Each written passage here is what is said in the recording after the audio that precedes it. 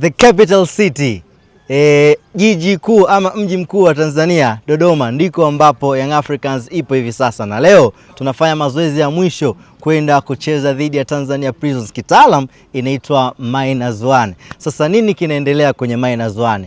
Yapi maandalizi kuelekea mchezo huu? Meneja habari na mawasiliano Ali Shaban Kamwe anakuja kutujuza zaidi kuhusiana na maandalizi yetu ya hapo kesho. Ndugu yangu vipi? Safi kabisa. Asalamu alaykum. Wa alaykum salaam wa rahmatullahi. Vipi hali? Alhamdulillah. Nini sasa wananchi wanafikiria sasa hivi kwenye mchezo wetu wa kesho?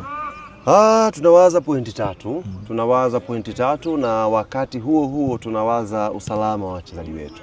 Unajua tupo katika kipindi kigumu kidogo kimpira kwa sababu ya ratiba kuwa back to back, alafu wachezaji wetu wanapata majeraha makubwa. Kwa mfano leo tumetoa taarifa ya mchezaji wetu Dickson Job kufanyiwa operation kule South Africa, na operation imefanyika vizuri kabisa. Lakini habari mpya ambayo imekuja, mwanzoni taarifa ilikuwa Dickson Job atakuwa nje ya uwanja kwa kipindi cha miezi 2 mpaka 3.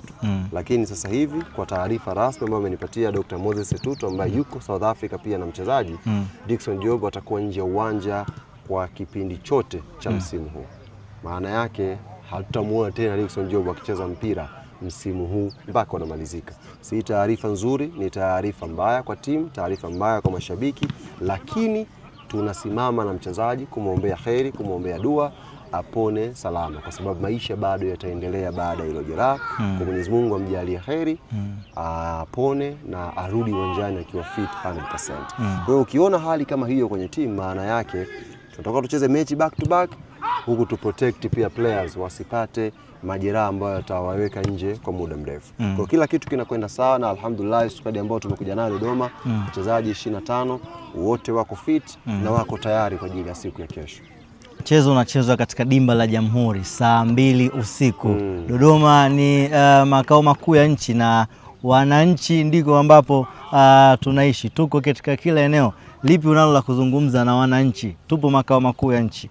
Kwanza nimefurahi mapokezi ambayo tumeyapata asubuhi pale station. Maana yake wakazi wa Dodoma, mashabiki, wanachama, wapenzi wa klabu yetu ya Yanga na Watanzania kwa ujumla wanaopenda mpira walioko hapa walikuwa wanaisubiri Yanga pia kwa hamu.